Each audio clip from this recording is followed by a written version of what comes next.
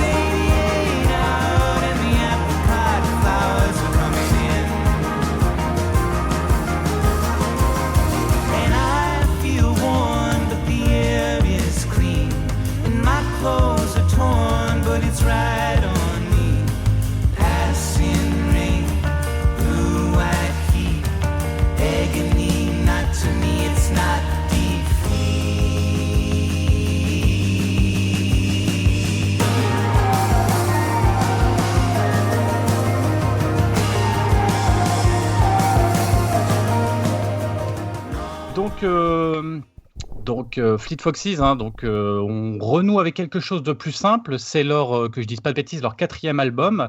Alors celui-ci, il est un peu plus lumineux. Après les 2 albums précédents c'était un peu plus progressif, un peu plus mélancolique. Là, c'est toujours, pour ceux qui connaissent pas, c'est de la folk baroque et cinématographique. D'ailleurs, cet album, on peut retrouver, il y a un court-métrage.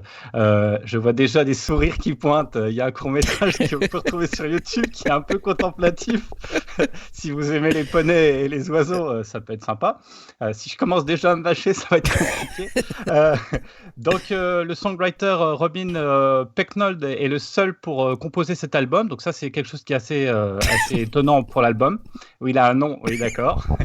Il collabore par contre avec des noms intéressants comme Christopher Beer et Daniel Rawson qui ont filé un coup de main. Donc, je ne sais pas si vous connaissez, mais c'est du groupe Grizzly Bear qui est pour moi un groupe que je trouve hyper important américain, enfin que j'adore. Du coup, il y a aussi une touche de leur part et ça s'entend aussi dans l'album. L'album aussi entre des qui est très calme, voire quasi contemplatif comme je disais, très épuré avec des morceaux un peu plus entraînants et ce qui est assez rare quand même pour Fleet Foxes. À part le premier album, sinon les 2 autres c'était quand même assez pesant, on va dire. Là, il y a un aspect orchestral, mais également vaporeux qu'on ressent bien. Je trouve que c'est vraiment un très bon album pour découvrir Fleet Foxes. La production, c'est un mélange de cuivre, de guitare sèche, de chants polyphoniques. Et voilà, c'est quand même assez... Il y a de quoi faire, il y a beaucoup de musique, beaucoup on va dire, d'instruments. Les mélodies nous emportent dès la première écoute, ce qui n'était pas le cas d'ailleurs que pour Crack Up, l'album juste avant, qui était encore une fois un peu plus complexe. Les ambiances varient aussi bien en termes de lieux, hein. Par exemple le premier morceau c'est avec la voix de Ouade Akare qui vient d'Afrique.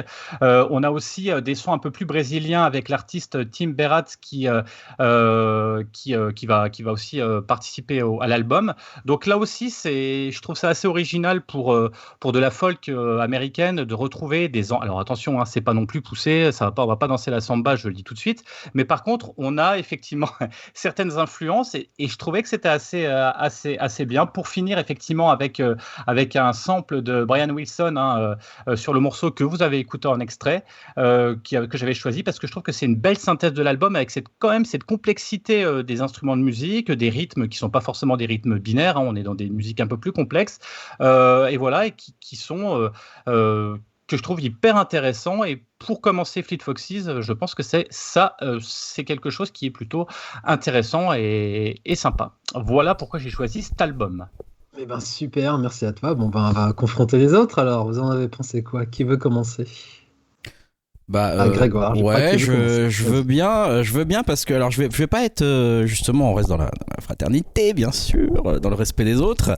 Non, j'entends bien. Alors moi je suis justement du coup assez client de ce que a décrit Jérémy sur le papier en tout cas parce que je ne connaissais pas Fleet Foxes. Tout ce que tu as décrit Jérémy sur le papier ça me parle beaucoup. Hein. Moi tout ce qui est musique non binaire, chant polyphonique, folk, etc. C'est des mots qui d'habitude me touchent. Et je dois admettre que je ne ressens pas ça en écoutant cet album. Je ne vois pas l'équivalent des mots que tu as écrits se dessiner sur l'album que j'ai entendu.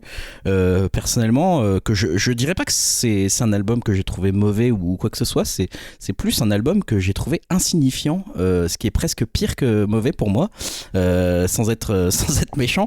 Mais parce que vraiment, c'est un album que j'ai mis avec une vraie volonté d'aimer parce qu'en plus en général je sais que j'apprécie plutôt tes conseils musicaux.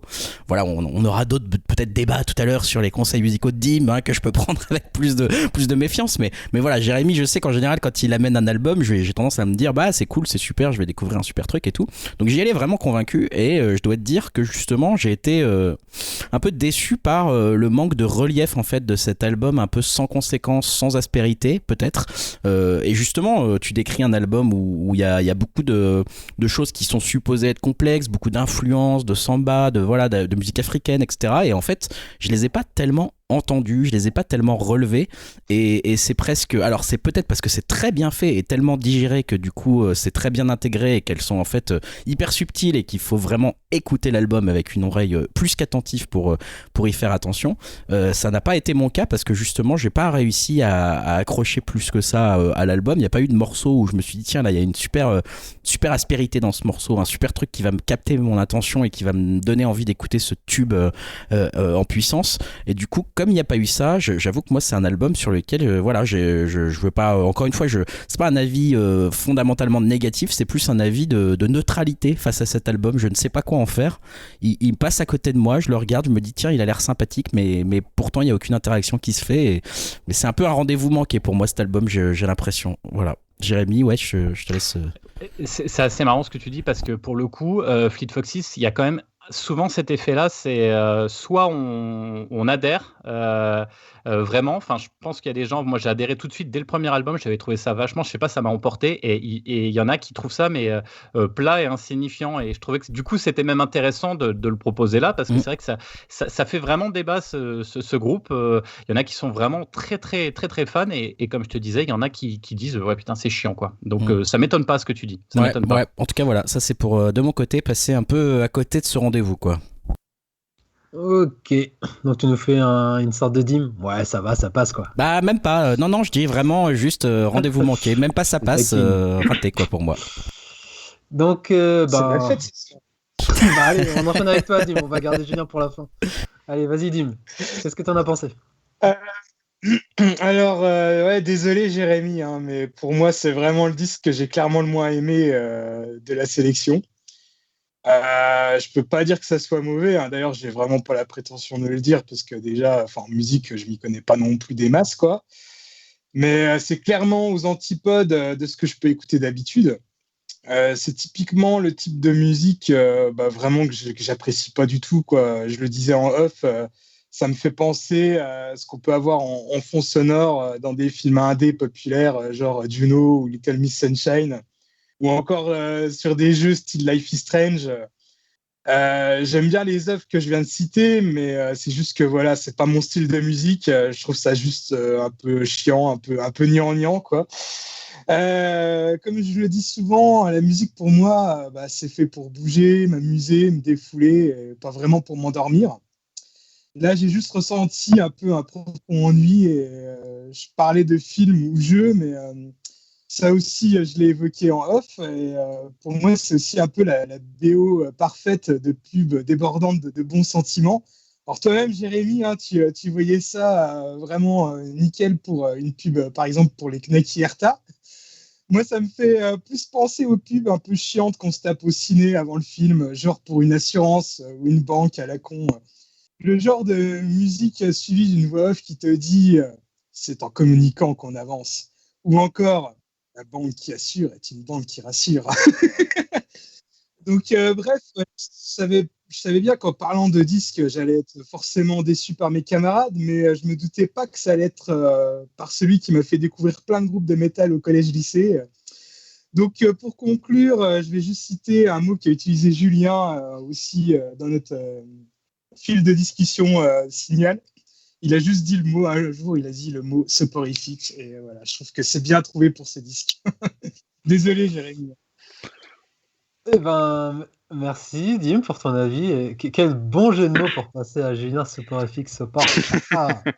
Quel maître. Bon, ben, Julien, vas-y.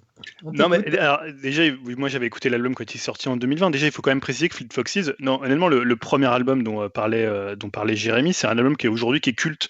Si tu fais je pense, je sais pas, si tu vas dans les magazines, que ce soit Rock and Folk, les Un Rock, je pense que leur album éponyme, dans les 50 albums des années 2000, je pense qu'il sera dans les peut-être top 20, top 10, tu vois. C'est un album qui est hyper important. En plus, il faut signifier un artiste dont on parle souvent ici, c'est Joshua Tillman, comme en Father John Misty, qui était batteur à l'époque de Fleet Foxes. Donc déjà, voilà, rien que pour ce bienfait au niveau de comment ils ont déjà sorti quand même un grand nom. Donc ça, déjà, rien que pour ça, je l'en sais gré. Après, moi, j'ai toujours trouvé que c'était un groupe hyper ennuyeux. Je sais pas pourquoi, j'ai vraiment jamais accroché dès le premier. Évidemment, le premier, tout le monde l'écoutait parce que tout le monde en parlait. Il y avait une grosse hype autour. Et même le deuxième qui a été plutôt bien accueilli. Mais celui-là, alors, je te remercie pas, Jérémy, parce que déjà, je m'étais pas mal fait chier en l'écoutant en septembre 2020. Et alors là, évidemment, je l'ai réécouté 3-4 fois. Alors après, je le connaissais. Mais il y a un truc, je sais pas, avec ce disque, j'ai beau l'écouter plusieurs fois, il y a pratiquement rien qui reste, tu vois, il y a rien qui reste collé au cerveau. À chaque fois que je le réécoute, j'ai l'impression pas vraiment de le découvrir, mais qu'il y a rien qui, alors un peu Sunblind et un peu comment c'était le morceau, tu vois, j'ai même du mal à me rappeler des titres, donc faut que je regarde mes notes. C'était Featherweight, et d'ailleurs c'est assez marrant parce que sur la version de 2021, il y a 3 morceaux acoustiques, et en fait je trouve que les morceaux ont beaucoup plus d'intérêt en version acoustique que la façon dont ils les produisent, dont ils les habillent en fait. Et je sais pas, peut-être c'est moi qui suis totalement hermétique au groupe et que tu vois, en plus tu parlais, moi j'aime bien Grizzly Bear, pourtant qui est aussi, on va dire, dans la catégorie des groupes un peu ennuyeux. Alors moi je trouve que c'est plutôt un super groupe, et il y a des albums d'eux que j'adore, mais ils font aussi partie de la catégorie un peu un peu indé rock, un peu chiant pour les pubs d'assurance dont parlait Dimitri. Alors après, j'irai pas jusque là, c'est un album, c'est aussi un groupe qui est quand même un peu assez mélancolique, donc je sais pas si, je veux dire là, c'est pas, ils sont moins bankable qu'un Vampire Weekend pour les pubs d'assurance ou de banque, mais voilà, je trouve honnêtement c'est assez bizarre parce que j'avais beau l'écouter, comme disait Greg, j'ai jamais trouvé ça mauvais, mais en même temps il y a rien qui me restait en fait de ce disque, et je crois que c'était pareil en septembre 2020 quand je l'ai écouté, et là c'était pareil, je trouve que c'est un disque, tu vois, en anglais c'est un disque boring quoi, mais vraiment dans le sens où je m'ennuie vraiment quoi. Alors je sais pas, je suis peut-être complètement réfractaire au truc, alors que tu vois, tu parlais de Grizzly Bear, il y a plein de groupes en plus qui sont dans ce style, qui sont dans le style indé folk, et pour lesquels je suis vraiment client, et là je sais pas, Fleet Foxes dès le début, j'ai jamais accroché à Fleet Foxes,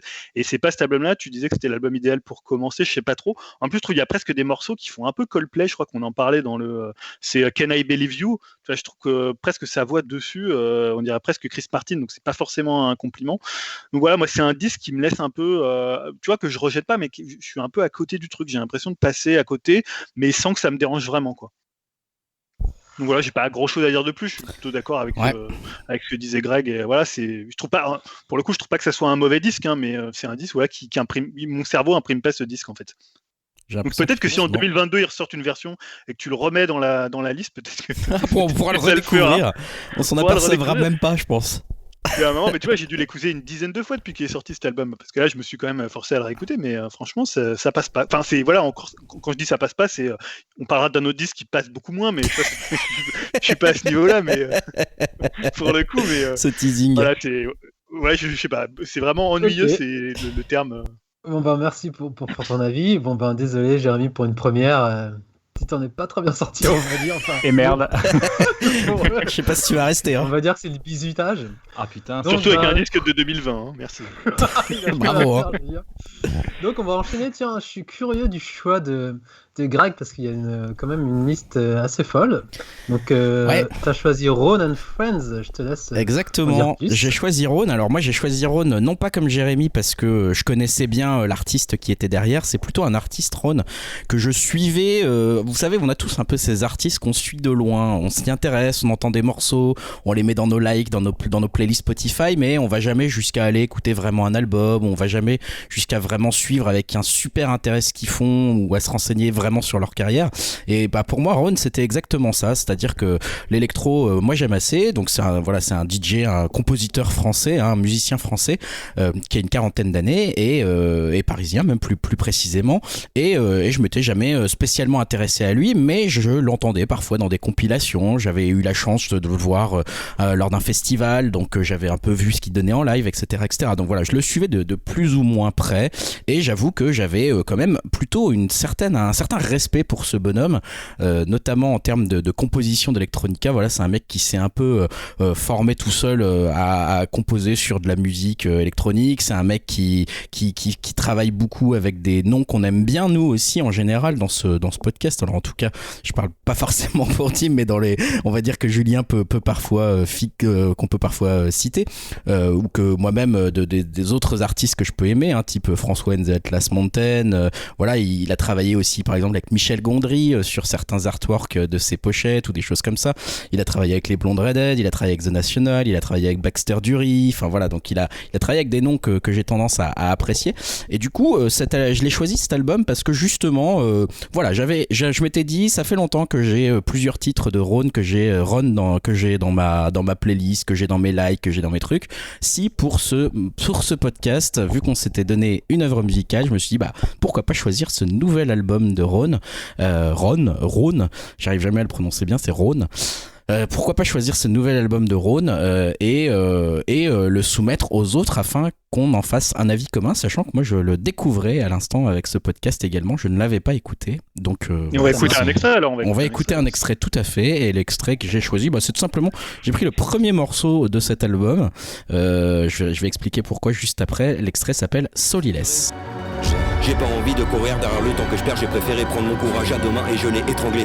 Étranger, la notion d'étranger. Danger à Los Angeles, le même danger, tout le monde veut le Soliless. Qui veut du soleil et d'Elias? Qui veut du soleil et d'Elias? J'ai volé plus haut que tu le pensais de moi. Oui, j'ai volé un peu comme tu l'espérais de moi. Voilà.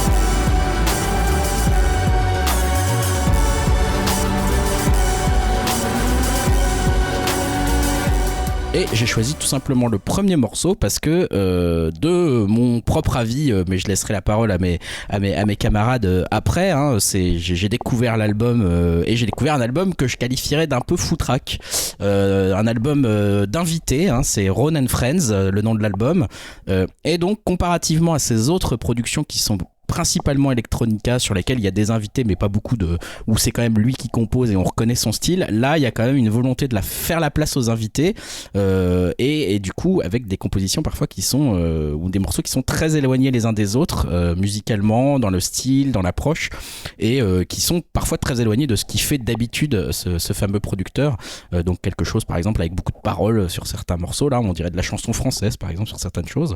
Donc voilà, un album, je sais pas ce que mes collègues en ont pensé, mais moi j'avoue que moi-même ayant choisi cet album, j'ai pas été convaincu par tous les morceaux. Il y a certains morceaux que je trouve assez super, même Soliless d'ailleurs, je l'aime assez bien, et puis d'autres où je me dis zut, là on dirait vraiment de la vieille poésie écrite sur un ticket de métro vite fait avec trois notes d'électro derrière un peu naze, et du coup je suis un peu circonspect face à cet album. Je sais pas s'il y en a un de vous qui veut réagir, prendre la parole sur Rhône. Julien, vas-y, on t'écoute. Ouais, je veux bien commencer parce que déjà, moi, je trouve que le choix du morceau, c'est un des pires morceaux de l'album. Donc, et je dis ça parce que je précise ça parce que moi j'aime beaucoup l'album. Je connaissais Ron évidemment un peu comme disait Greg, mais je m'étais jamais vraiment penché dessus. Et évidemment, c'est un album d'invités. Alors quand je dis d'invités, il y en a énormément. Donc là, on parlait de c'est O2N. Alors moi je connaissais pas, mais il y a Georgia, il y a Jenny Bess donc des Savages, il y a Dominica, il y a Flavien Berger, que ça fera plaisir à Dim. On l'avait torturé avec l'album de Flavien Berger. Il y a Yael Naïm, il y a Camélia Jordana. Ça fera plaisir à Samizo s'il nous écoute. Voilà, petite blague aussi. Donc voilà, c'est toujours complexe quand tu fais un album d'invité parce que il faut à la fois que tu laisses la place de l'artiste, tu laisses rentrer l'univers de l'artiste, et ça je trouve qu'il le fait très bien. C'est-à-dire quand tu écoutes le morceau de Dominica, c'est du pur Dominica, Flavien Berger c'est du pur Flavien Berger, et en même temps il faut quand même que tu gardes une certaine cohérence, que tu arrives à imposer ta patte, et je trouve que là où au début je me disais, et je trouve que Soliless c'est un peu le morceau qui est un peu à côté justement de ça, et je trouve que justement il y a une cohérence dans le disque au fur et à mesure que tu avances. C'est un disque qui est plutôt un disque du soir, un disque de la nuit, c'est pas un disque pour le coup très gai quand tu vas écouter les morceaux. Évidemment quand tu invites Dominica, quand tu invites même Flavien Berger, qui est un peu plus onirique, mais pour le coup c'est pas non plus la fête, et je trouve qu'au contraire il s'en sort très bien dans la façon dont il produit tout ça. Je trouve que la production elle est assez remarquable, pas forcément en fait les nappes, on en a un peu discuté avec Jérémy, moi je suis pas trop d'accord, c'est-à-dire que c'est pas, enfin tu peux mettre les nappes, c'est pas quelques nappes, il y a plein de groupes qui l'ont fait et c'est devenu des groupes cultes, et en même temps si c'est bien fait, si c'est bien mis en son, si c'est bien accompagné par la voix. Je pense notamment aux morceaux de la fin qui, pour le coup, qui font assez Dead Can Dance. Je pensais à Closer. Moi, ça me gêne pas du tout. Je trouve que son travail électronique derrière, il sert justement l'artiste qui l'invite. C'est un album de Ron, mais ça s'appelle vraiment, en gros, Ron est invité. Tu vois, c'est cette idée que tu les mets en avant. Je trouve d'ailleurs, il y a un peu le travail que faisait à l'époque Yann Tiersen quand il invitait beaucoup de chanteurs dessus. Et d'ailleurs, Dominica y était. Il y avait Françoise Breuse. Et je trouve qu'un morceau comme L'Orage, que moi j'aime beaucoup, fait penser un peu à ça. Et je trouve, voilà, il s'en sort très bien, c'est-à-dire dans cette idée de faire quand même quelque chose de cohérent. Et je trouve qu'à part le morceau Solilès et le morceau, comment c'est, celui avec Alain Damasio et Mood, qui fait vraiment trop Gainsbourg, voilà, qui a pas trop d'intérêt, où on te fait. Alors, moi, c'est toujours le truc qui me fait marrer quand on dit, tu sais, il y a ce truc où on utilise en fait un substantif pour en faire un verbe. Quand il dit je te hanche, tu vois, des trucs comme ça, je trouve ça assez ridicule. Donc, ce morceau, à part ce morceau que je trouve assez raté, pas forcément dans la mise en son, mais plus dans le texte. Le reste, tu vois, même je suis pas du tout fan de Camélia Jordana, mais je trouve que sa prestation vocale sur La Nuit Venue, je trouve que le morceau il est hyper beau. Moi, celle qui m'a soufflé, c'est Le Jour Commence de Jenny Bess, donc Savages. Qui a sorti d'ailleurs son album il y a pas très longtemps en solo. Non, franchement, je trouve qu'il y a des super albums. Et encore une fois, je trouve qu'il y a un équilibre vraiment parfait entre l'univers de l'invité. Donc, si vous aimez Dominica, vous allez aimer le morceau. Si vous aimez Fabien Verger, après, c'est évident, si vous aimez pas les artistes en question, bah, ça va un peu, vous allez peut-être un peu tiquer. Mais je trouve qu'il y a un très bon équilibre entre ce que lui, il amène dans son electronica, qui est pour le coup assez simple, mais en même temps, voilà, qui est quand même une electronica assez mélodique, même quand il fait des nappes. Et moi, je trouve que c'est une super découverte et je l'ai écouté vraiment avec plaisir. L'album. Ça marche. Par contre, je suis juste un truc, je suis curieux. Alain Damasio, il fait quoi? Il récite un texte? Ouais, il récite un texte. Donc Alain Damasio, je pense que les gens qui nous écoutent le connaissent, c'est un écrivain. Ouais, il avait déjà collaboré avec Ron justement plusieurs fois en lisant des textes. Ron avait repris aussi des extraits de son interview une fois pour faire de l'électro dessus, je crois, dans un de ses premiers albums. Donc c'est régulier, je crois qu'ils sont assez proches. Et là, c'est vraiment un dialogue, tu sais, vraiment style Gainsbourg, Brigitte Bardot, Gainsbourg, Jane Birkin. Hein. On est vraiment dans cette idée-là. Ouais. Et Jérémy, très copié-collé, ouais. J'aime pas du tout ce morceau. On va enchaîner avec Jérémy. Qu'en penses-tu de cet album? C'est marrant ce que tu dis, mais en fait, je pense que c'est ça, moi, mon problème. Je connaissais pas Ron, et du coup, il faut pas commencer avec cet album, en fait, parce que du coup, tu commences avec ça. Pour moi, c'est un album, effectivement, une compilation de solistes qui font leurs morceaux avec leur. Je suis complètement d'accord avec ce que tu dis, Julien, mais complètement. Mais du coup, pour découvrir effectivement un artiste avec effectivement, moi je trouve quand même une musique là pour le coup qui reste quand même très très minimaliste. Alors oui, après tu retrouves des tics comme la base un petit peu ronde de Gainsbourg, de Melody Nelson, etc., qui est surjouée ici alors qu'il n'y a quasiment pas d'autres bases dans les autres morceaux.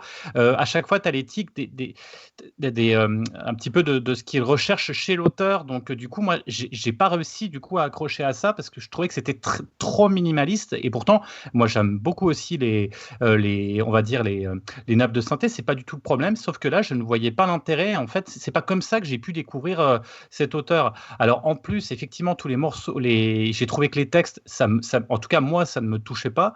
C'était pas quelque chose que j'ai vraiment apprécié. J'ai trouvé plutôt, effectivement. Alors, après, si à l'errance, je l'aime bien, mais après, parce que j'aime bien Dominica, mais à la limite, j'aime autant m'écouter un album de Dominica parce que, enfin, c'est ça qui est un petit peu compliqué. Alors, par contre, ce que là où merci Greg, c'est que ça m'a permis quand même de découvrir quand même, parce que faut pas mourir idiot quand même. Donc du coup, j'ai été quand même un peu plus loin. J'ai été me dire, mais Ron, je connaissais pas. Enfin, vraiment, ça me disait rien, ou j'ai dû entendre vaguement parler. Donc j'ai été quand même réécouter ce qu'il faisait et tout.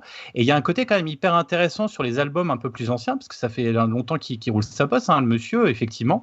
Et voilà, il y a eu des côtés que je trouvais intéressants, qui me rappelaient un petit peu Röyksopp avec Melody AM, qui est un album qui était sorti au début des années 2000, avec ce côté un petit peu smooth, un petit peu zen. Et on retrouvait ça avec de l'électro sympa, plutôt bien faite, mais que je trouve pas du tout mis en exergue en fait dans cet album de compilation de solistes avec 3 notes qui se battent en duel avec un bon tant pis. C'est un petit peu violent comme je le dis, mais c'est un petit peu le ressenti que j'ai eu, alors que je pense qu'on aurait pu attendre du coup, en entendant ce qu'il fait, peut-être un vrai mélange entre lui, ce qu'il propose, et les artistes, plutôt que de dire bah voilà, il est trop gentil avec les artistes, hein, il les invite pas dans son univers, il va dans l'univers des artistes, et du coup on l'entend pas. Enfin, c'est pour ça que voilà, pour moi je retiens pas ça, avec les textes très dépressifs en plus, et puis des fois même à la limite du ridicule, en Solilès avec l'histoire du tatou tatouages, machin, etc. Où là, tu dis what, enfin, bref. C'était Flavien Berger, ça. Oui, peut-être. Puis vraiment, effectivement, le 1 qui m'a achevé, quoi. Sachant que la fin, quand même, avec les 2-3 morceaux en anglais qui relevaient un petit peu le niveau, il y avait des morceaux quand même qui étaient tout n'est pas acheté, hein, bien évidemment, c'est pas un mauvais album, mais en tout cas, ça m'a pas touché du tout. Mais juste pour dire, honnêtement, si t'aimes Flavien Berger, si t'as aimé ses albums, par exemple Contretemps, tu retrouveras vraiment l'univers Flavien Berger. Donc là, c'est pas du tout pour le coup sur du Ron, hein, c'est vraiment le style Flavien Berger avec cette espèce de poésie parfois assez simpliste, assez absurde presque. Après voilà, c'est pas forcément si vous aimez Flavien Berger, vous y retrouverez. Si vous aimez pas, c'est pas pour le coup, ce sera pas de la faute de Ron sur un morceau comme. Non mais. Très bien. Bon, donc du coup. On va dire la balle est un partout, on va dire. Enfin, Julien, t'as l'air quand même assez emballé. Et Jérémy veut se venger parce que vous avez dit de la merde sur son album, il n'est pas content. Je rigole, bien sûr. Donc, on va enchaîner avec Dim. J'ai pas donné mon avis. J'ai quand même cet album. Faut que j'en parle. Hein. Vas-y, Dim. Je me le suis pas coltiné pour rien non plus. Donc, Ron, alors c'est un artiste que je connaissais pas et que j'aurais sûrement oublié l'existence à la fin de l'enregistrement. Ou tout du moins, on va dire, j'aurais oublié au moins cet album-là.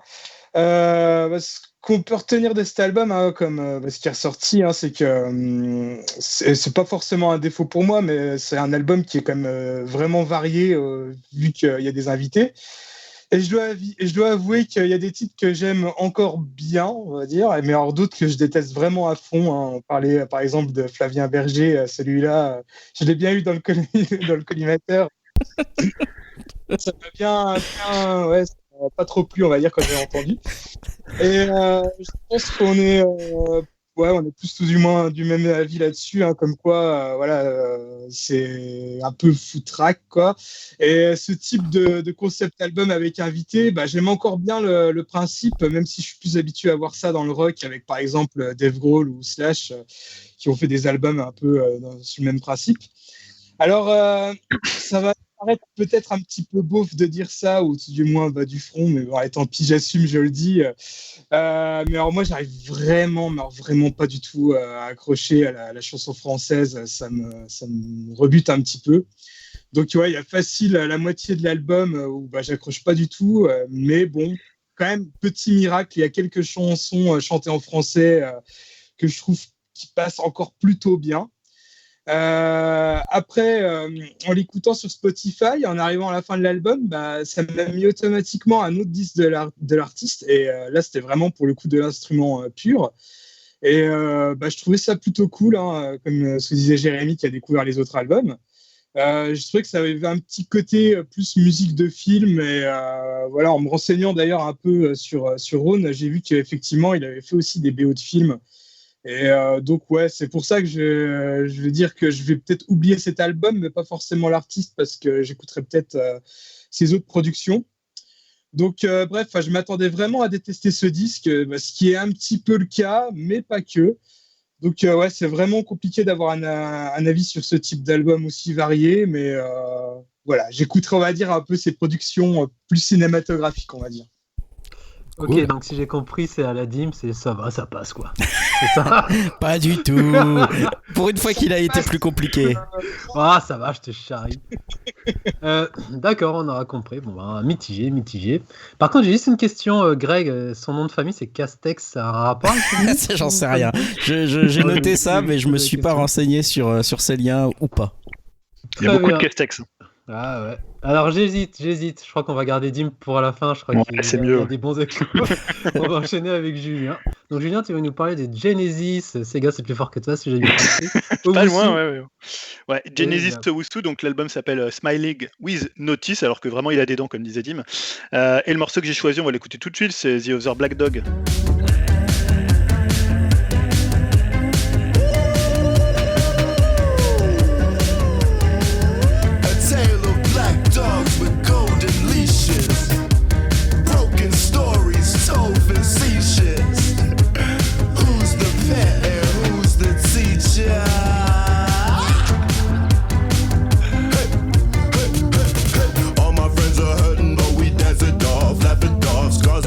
Shoes, but we just happen to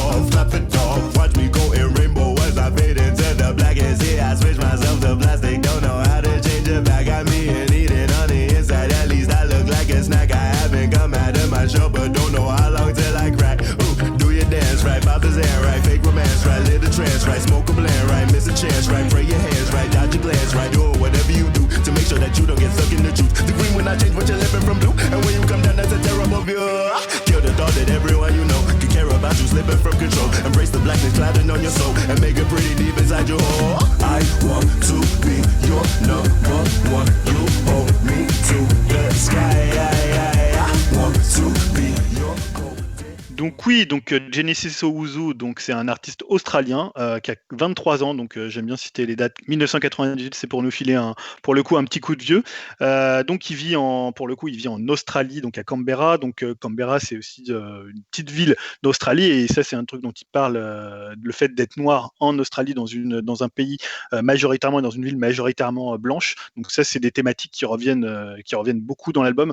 Donc voilà, moi je voulais choisir cet album, c'était vraiment pour vous faire plaisir, parce que je trouve que c'est un album qui est à la fois pointu, à la fois en même temps accessible, et pour le coup j'ai rarement vu, peut-être depuis Kendrick Lamar, depuis Cody Chestnut avec The Headphone Masterpiece, voilà, un artiste arrivé dans cette manière de mélanger plein de courants de la musique noire, donc la soul, le funk, le hip-hop, de mettre aussi un peu d'électronique, même de mettre du rock, puisqu'il y a aussi un morceau presque rock 80s, et de le faire avec je sais pas, autant de puissance. Enfin, je trouve qu'il a une énergie, il est rentre dedans, mais dans le bon sens du terme, et en même temps il a beaucoup de finesse dans les morceaux.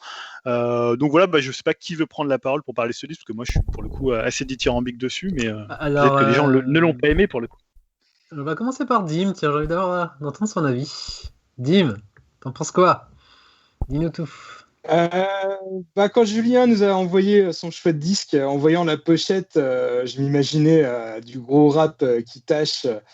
Mais finalement, pas du tout. C'est quand même un peu hip-hop, mais mélangé à de l'électro, du funk, et sûrement encore d'autres styles, hein, comme tu nous l'as présenté, Julien.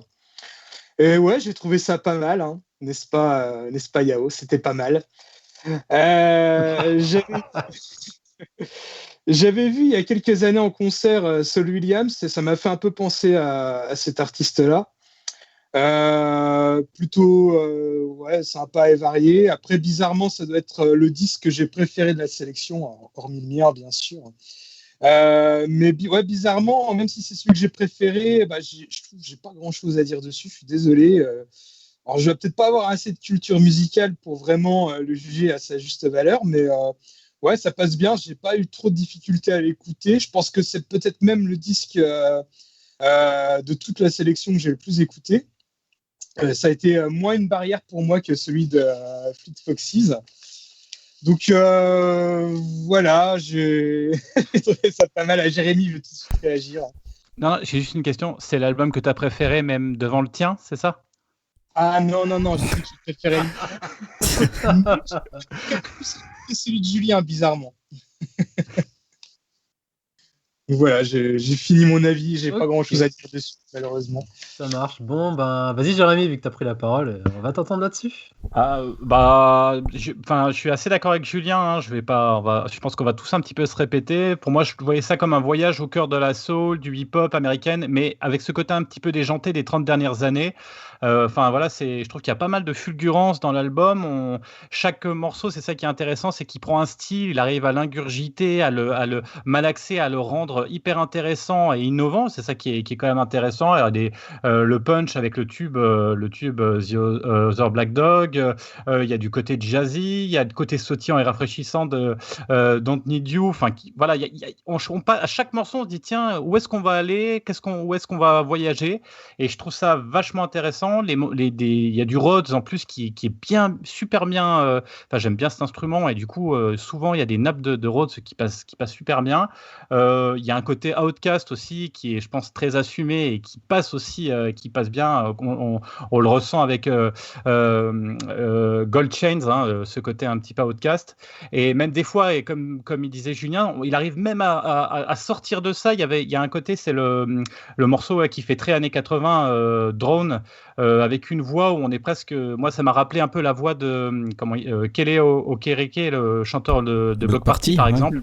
Ouais, avec ce côté un peu le même genre de voix, alors que juste avant, dans le morceau d'avant, il a une voix totalement différente. Voilà, le gars, il essaye tout, il tente tout, il fait même de la balade bluesy avec Song About Fishing qui passe super bien. Enfin, encore une fois, voilà, un très bon album cohérent. Et moi, j'hallucine encore sur les Australiens qui sont. Alors, moi, j'en mets à tous les 15 jours dans du rock psyché, mais on voit qu'ils sont aussi forts dans des registres différents. Bravo, parce que c'est là où on retrouve, je trouve, à l'heure actuelle, la musique originale sympa, c'est quand même chez eux on trouve ce qu'il y a de mieux à l'heure actuelle. Merci pour cet avis très très positif. On va enchaîner avec Greg, je suppose qu'il va dire pareil. Non Globalement, merci à Julien qui lui m'a remercié pour Rhône. Moi j'ai pas eu la même réception par rapport à ma propre suggestion de Rhône, mais par contre pour celle de Julien c'est banco de mon côté. Effectivement, je dirais que c'est quasiment un album direct de l'année, ou dans les albums de l'année, c'est sûr qu'il va se placer plutôt bien. Je sais pas ce qu'ils foutent, comme le disait Jérémy, dans leur céréales en Australie pour être tous aussi doués, mais il y a un truc qui est incroyable. Là on est, je sais pas, moi ça m'a fait un peu penser aussi à Tyler the Creator, dans le délire un peu du mec qui est capable de toucher en un seul album 12 styles musicaux différents, entre le jazz, la soul, le R&B, le rock, voilà, c'est incroyable, et tout est maîtrisé avec perfection. Et c'est surtout justement ce que j'ai reproché moi justement dans les autres albums qu'on a pu écouter, en tout cas chez le Rhône, c'était le manque de cohérence. Là ce qui est dingue, c'est que chaque morceau a un style différent, et pourtant l'album a une cohérence globale qui tient la route, quoi. C'est ça qui est assez incroyable avec cet album. Pour moi c'est une vraie grosse claque, parce qu'il y a une maîtrise et une espèce de, je sais pas, de maturité derrière cet album. Déjà quand le mec, on dit qu'il a 23 ou 24 ans, là j'ai pas retenu, que je me dis mais comment c'est 23 ans, comment c'est possible d'être aussi doué déjà à 23 ans et d'aborder autant de styles musicaux avec autant de facilité, tout en ayant des paroles intéressantes et en parlant de choses, problèmes sociaux dans son pays. Enfin je sais pas, je trouve qu'il y a vraiment un truc qui va loin là quand même en termes de dextérité, de tout, quoi. Voilà, il y a vraiment quelque chose qui va très loin. Donc moi je trouve vraiment super album. Voilà, donc je recommande vivement également cet album comme mes comparses. Très bien. Alors moi du coup vous m'avez piqué ma curiosité, car pour la petite histoire, hein, moi je chronique pas parce que je suis une quiche en niveau musical, je sais pas critiquer, et moi je suis très mainstream dans la musique. Et du coup, pour le peu que j'ai écouté, moi justement, par rapport à ce que tu as dit, Greg, moi j'avais trouvé ça foutraque, mais vu que j'ai pas écouté dans l'ensemble, du coup je suis curieux de voir quel est le fil conducteur et ce qui tient en fait. Mais ouais. Ouais, non, laisse-lui sa chance. Ouais, je sais, c'est peut-être effectivement difficile de le trouver quand tu débarques dans l'univers et que si t'écoutes pas vraiment forcément des milliards de musiques toute la journée, peut-être que ça va peut-être moins te choquer que nous, mais en tout cas, moi, je trouve qu'on entend assez facilement cette cohérence globale, en tout cas rien que par la voix et de l'artiste, et puis certains de ces petites gimmicks musicales, quoi. Ok, donc on va terminer, j'ai envie de dire, avec l'album de la Discord. Le meilleur pour la fin. Voilà, avec Dim. Donc tu nous as choisi Landemerwerk, comment ça se prononce? On va dire, ce sera plus simple. Allez, je te laisse. Ça va peut-être être le passage humour du podcast, je sais pas trop. Déjà en le choisissant, c'était un peu ça, quoi.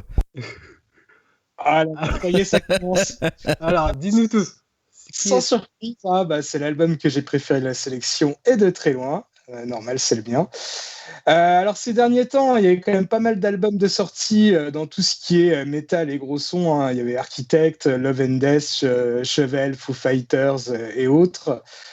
Mais j'ai décidé de faire plus original et de parler d'un groupe français de Marseille, Landmarks, avec son 3e album Lost in the Waves.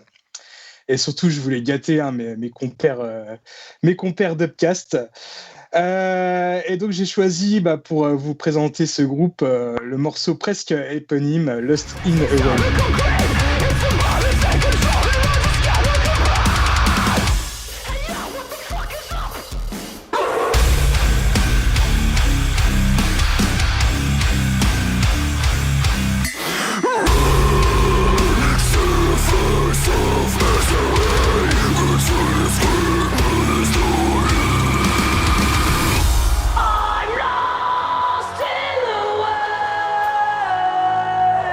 It controls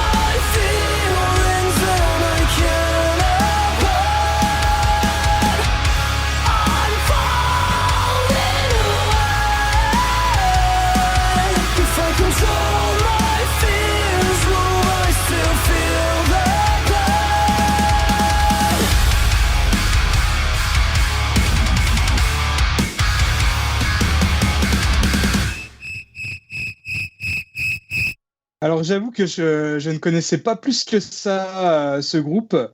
Je l'ai quasiment découvert en même temps que vous.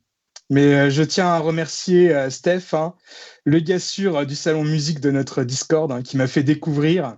Vous pouvez le remercier aussi, les gars. Hein. Merci, Steph. C'est vrai quel conseil ne pas suivre. Hein. Voilà. Et c'est lui qui m'a donné envie d'en parler dans l'émission. Et moi, je dois dire que j'ai trouvé l'album vraiment efficace. Ça va droit au but avec sa durée de 30 minutes. D'ailleurs, je pense que c'est la principale qualité que trouvent mes chers collègues ce disque. Et surtout, j'avais pas entendu un groupe français qui m'avait vraiment plu depuis Rise of the North Star. Et, d'ailleurs, musicalement, je trouve que ça se rapproche pas mal de Rise. C'est du gros metalcore bien vénère avec une voix assez typique du hardcore français avec par exemple un petit peu quelques petites sonorités un peu Black Bomb A par exemple, et avec aussi des passages plus mélodiques à la limite du punk rock mais aussi hip-hop, hein, avec le morceau Visage par exemple qui a beaucoup fait partie quand nous discussions en off. C'est devenu un peu l'hymne instantané de podcast. Tu dis hip-hop, c'était hip-hop si tu considères que Mano c'est du hip-hop.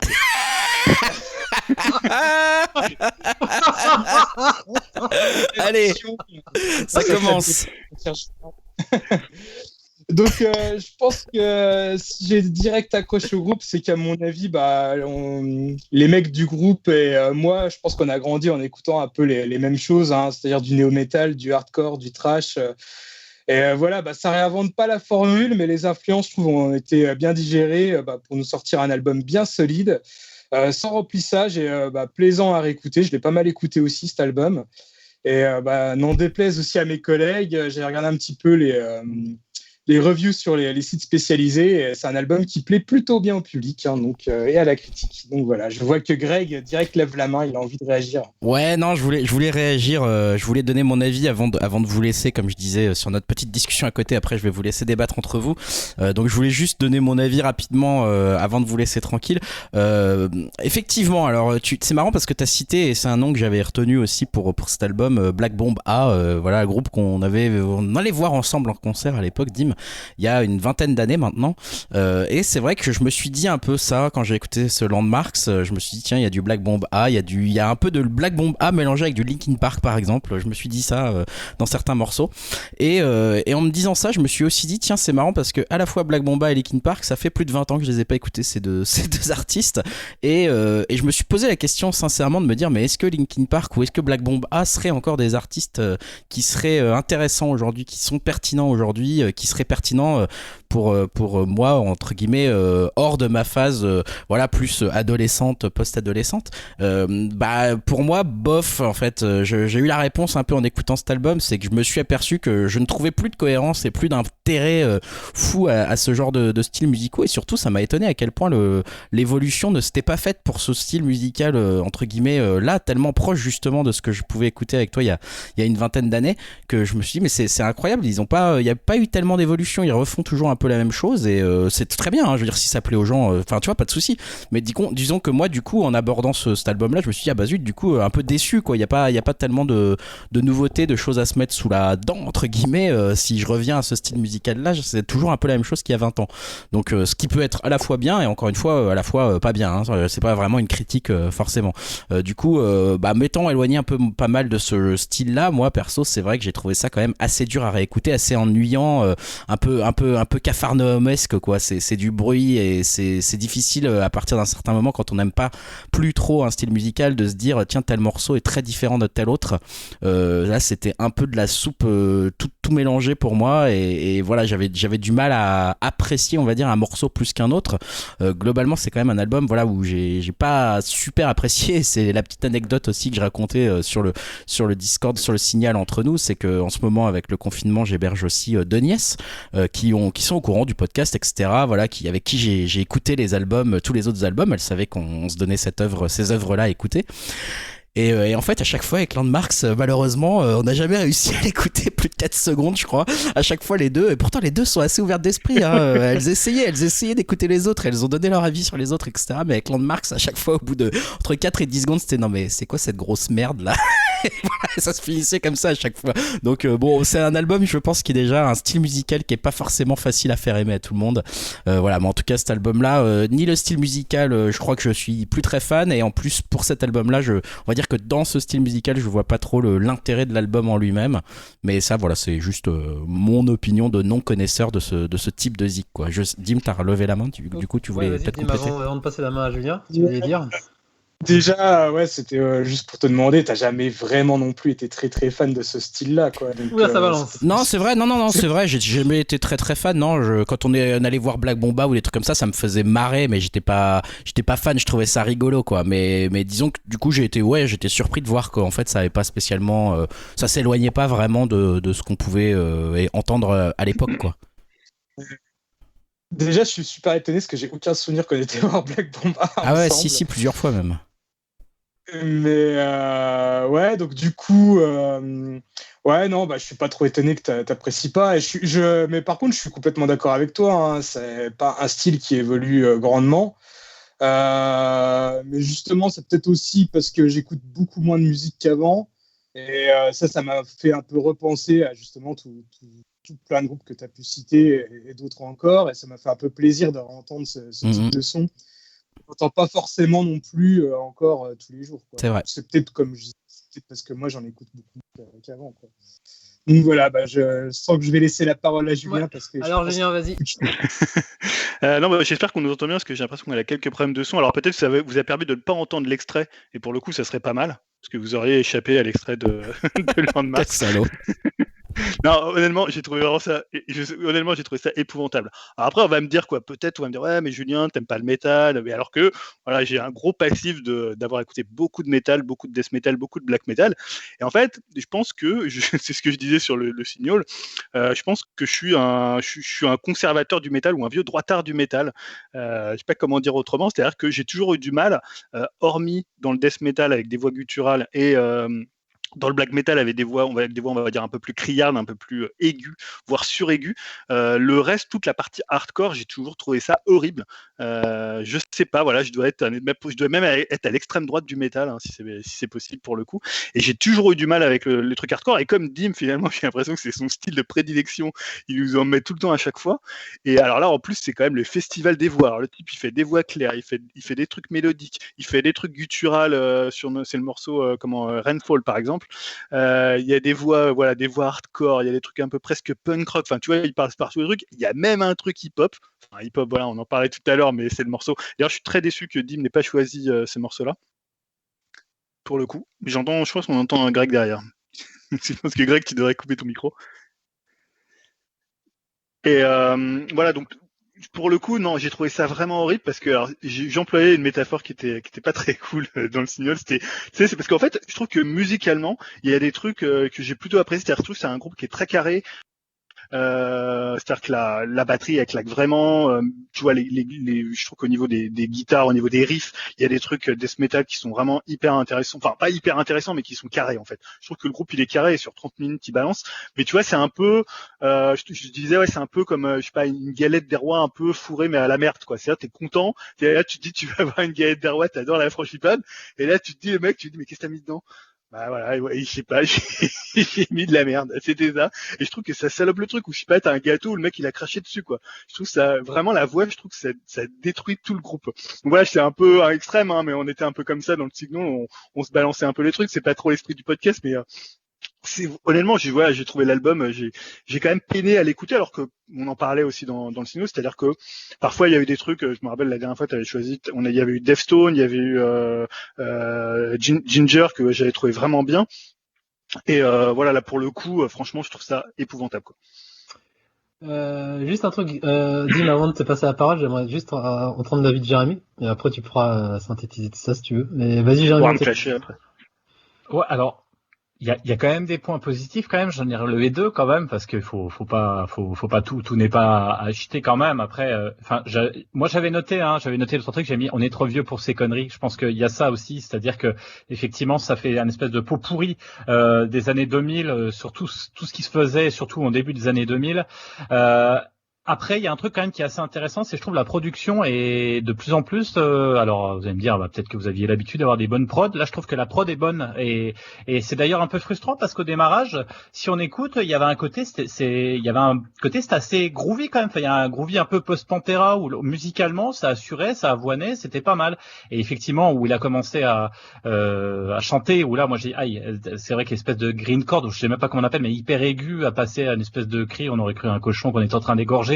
Mais plutôt dans la caricature plutôt que dans le côté un peu bien fait à la, je sais pas moi, à des groupes qui sont voilà dans du death metal. J'ai trouvé que c'était un peu trop chargé, un peu trop, le gars, je sais pas si il arrive à complètement assurer le truc ou etc. Mais j'ai trouvé que c'était un peu surfait.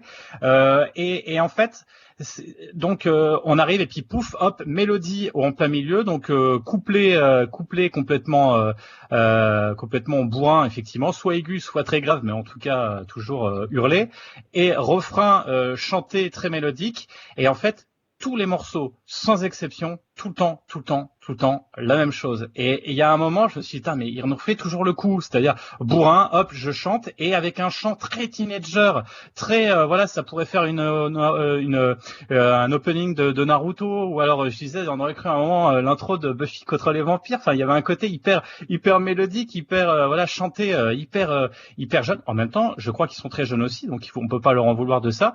Mais moi, au bout du deuxième morceau, alors déjà la voix, j'avais du mal, et je trouvais ce côté hyper redondant, hyper facile en fait, couplet, refrain, mélodie, gueuler. Alors après, ouais, effectivement, il y a le morceau là qui au milieu, qui est un petit peu visage là, où il commence à rapper, un espèce de rap en plus, mais complètement rap, mais à la limite on se dit bon, pourquoi pas. Mais après, pouf, au bout de 30 secondes, bam, il retombe dans le couplet-refrain, gueuler, chanter, et on se demande en fait à quoi ça a servi, puisque finalement c'était juste une intro, et finalement il pousse pas aussi loin. Donc c'est dommage. Je comprends pourquoi on aime, parce que effectivement 31 minutes, c'est bien, parce qu'il y a un côté punchy, un côté groovy, bien bourrin, bien qui envoie, et je pense qu'en concert ça doit assurer et tout.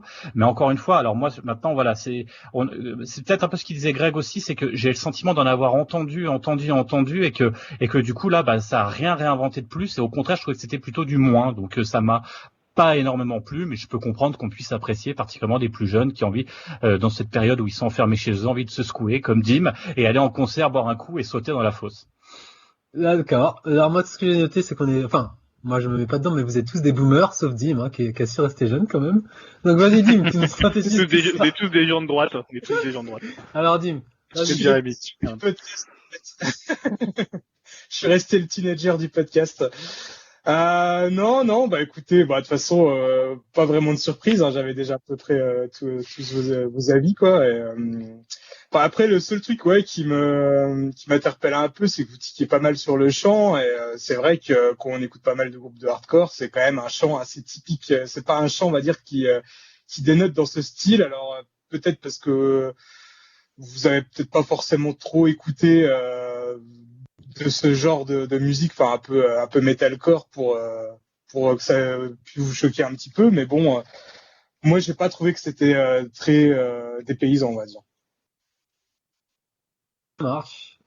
Du coup, juste un truc avant de terminer, parce que Jérémy l'a évoqué, mais ils sont génération 80, ils sont plus génération 90. Parce que j'ai été voir des images, mais leur look s'est fait très rappeur marseillais avec sac de banane et tout. C'est marrant le contraste avec ce que tu peux évoquer comme chant en fait. Et du coup, ils sont plus quelle génération? Je pense qu'ils sont, à mon avis, ils doivent être des années 90, quoi. 90, ils doivent avoir à peu près une dizaine d'années moins que nous. Après, dans tout le milieu un peu hardcore, ils adoptent aussi des fois un peu un look un peu plus hip-hop. C'est pas forcément les gros métalleux de base, quoi. Ah ouais, c'est marrant. D'accord. Donc bon, voilà. Après un long tunnel de critique de disques, ce que j'en ai gardé, donc c'est Genesis qui fait l'unanimité apparemment, qui plaît à tout le monde. Bon, Landmark et le groupe de Jérémy, donc ça a fait un peu moins des euros, mais bon. c'était aussi une bonne chose de connaître ces groupes aussi, ce style musical. Et Rhône, un peu mitigé. N'hésitez pas à venir nous dire ce que vous avez pensé sur le Discord, ou pour ceux qui traînent encore sur notre site. Les Flipfoxys, tu t'en fous en fait. Ah non, j'ai dit justement le groupe de d'accord, ok. Jérémy. D'accord, Je me souviens plus de nom. Le groupe de Jérémy. D'accord, ok. J'ai des petites coupures. Et du coup, Steph vient nous dire ce que t'en penses, vu que t'es le défenseur de je m'excuse auprès de lui, pour les... Mais non, mais n'hésitez pas à dire ce que vous en pensez de ces albums, si vous les avez écoutés ou pas. Donc après tout ça, merci pour ces critiques, et on va enchaîner sur nos fameuses rubriques.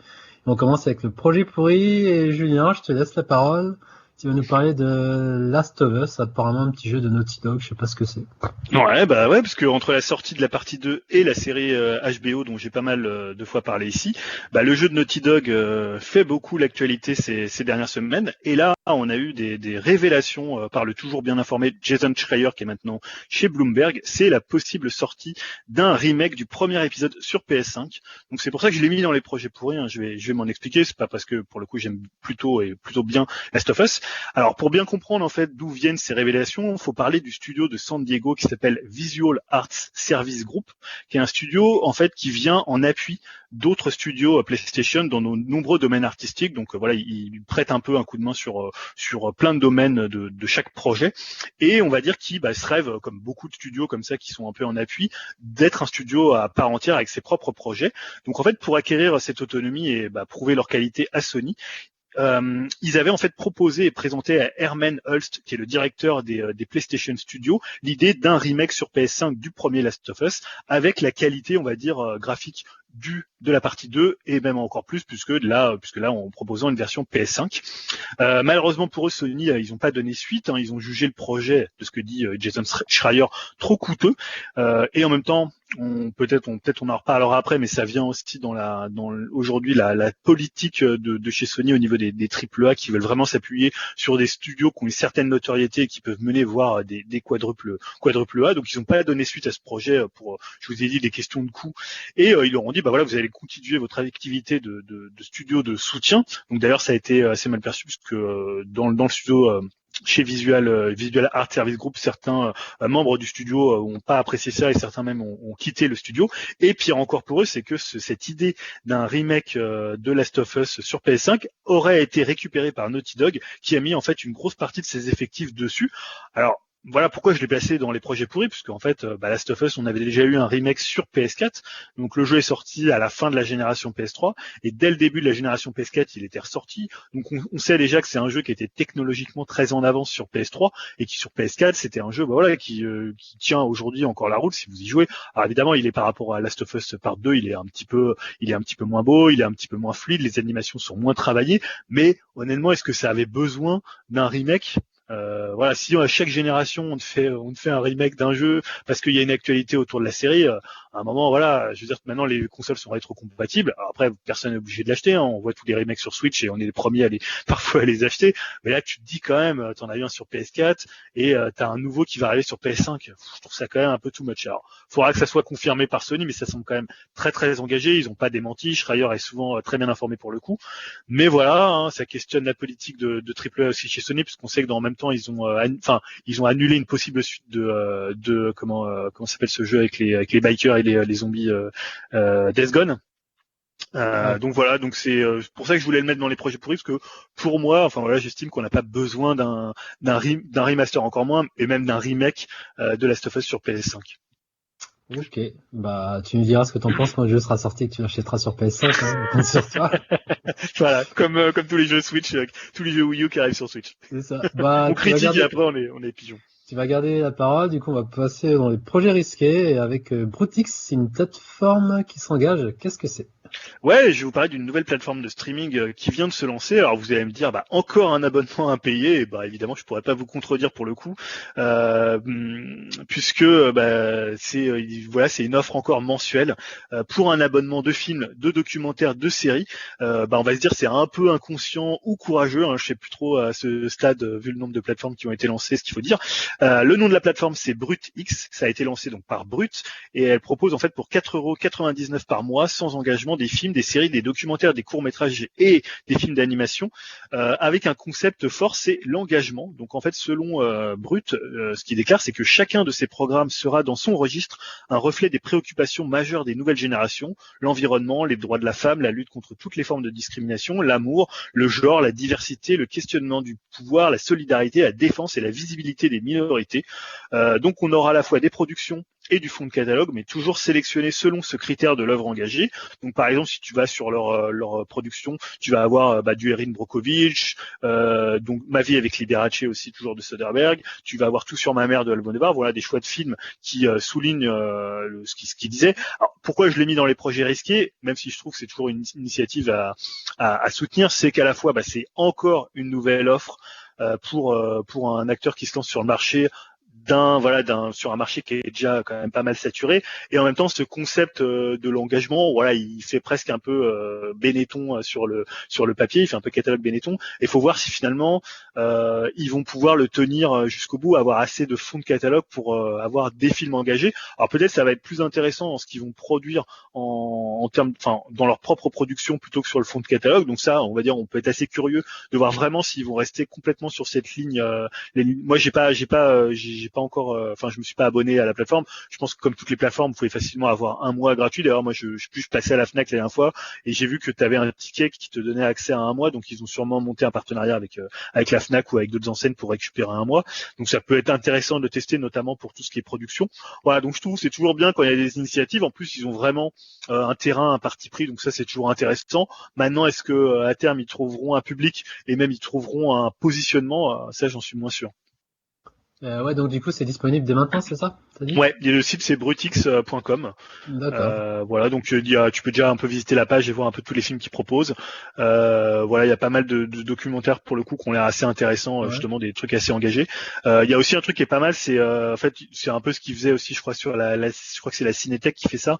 C'est que tu peux, en fait, t'as des artistes qui donnent un peu leur playlist, leurs œuvres engagées préférées ou celles qui conseilleraient. Donc ça fait comme ça des petites listes de films qui peuvent être assez intéressantes et qu'on retrouve sur la plateforme ou pas forcément, mais voilà, ça peut être assez intéressant d'avoir comme ça des gens qui aiguillent un peu sur des œuvres.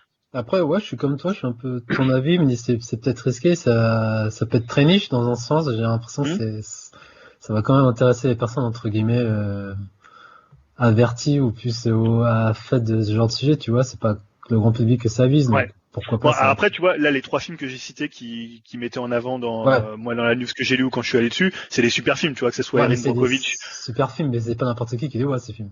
Oui, voilà. Après, ça, je pense qu'ils s'adressent déjà à un public. Erin Brockovich, je suis pas sûr qu'il y en a beaucoup qui connaissent, en dehors du groupe cinéphile. Ouais, quand même, c'est un film qui avait... Ouais, Jérémy? Ou qui risque de déjà les avoir en DVD. Vu, c'est ça. Moi, je me dis, tous ces films-là, je les ai déjà, donc est-ce que je vais m'embêter à m'abonner, quoi? Ouais, mais tu vois, c'est pour ça que peut-être faut vraiment surveiller leur production, les originals, quoi. Ouais, c'est ça. Ouais. Tu vois, c'est peut-être là que ça peut être intéressant s'ils ont vraiment un ton, vraiment un esprit, quoi. Et en termes de prix, du coup, tu sais. Ouais, 4,99 par mois sans engagement. Okay. Et là, vous pouvez tester pour un mois. Je sais que moi j'ai eu un code Fnac. Je pense qu'honnêtement, ça va être assez facile de récupérer des codes, quoi. Ça marche. Bon, merci pour cette info. On va enchaîner avec Dim qui va nous parler de Indiana Jones 5. Alors, juste avant ça, je tiens à préciser que Jérémy, t'es peut-être pas au courant, mais dans ce podcast, on est 2 à aimer Indiana Jones 4, Junior et moi. Qu'on trouve mieux que le 2, à titre personnel. Je balance. Donc voilà. Vas-y, Dim. T'inquiète pas. Ouais, donc quand on parle d'Indiana Jones et de ses suites, chez nous, ça va direct quand même dans les projets risqués.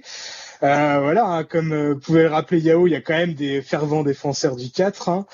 D'ailleurs, j'ai vu une interview de Spielberg qui pour lui, le moins bon de la saga n'est pas le 4 mais le 2. Donc chacun son... Normal. Non, pas jugé, on n'est pas là pour... Julien est d'accord avec moi. D'ailleurs, on a perdu Julien. Continue.